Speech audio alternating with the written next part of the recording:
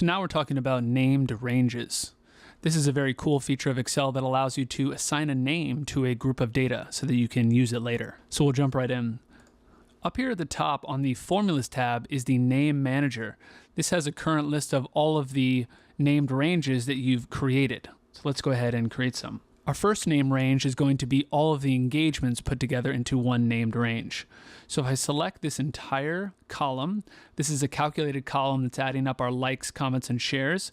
I can come into this little box and type YT_engagements. Press enter. And so now that's a named range. I can now reference that inside of Formulas. If I go back into our Name Manager, I can see that's now populated. So let's try to use it in a formula. If I type sum and then YT_engagements, before I even finish the named range, it pops up for me to use.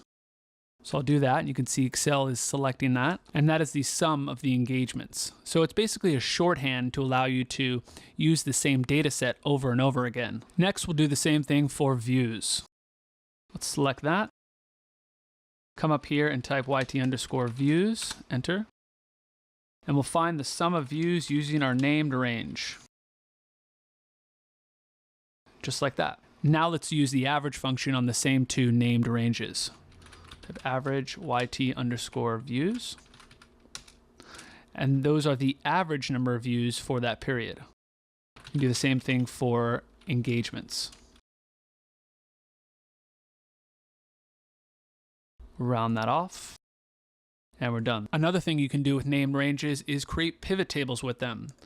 So here we're going to select our entire data set, and then I'll just call it YT_data.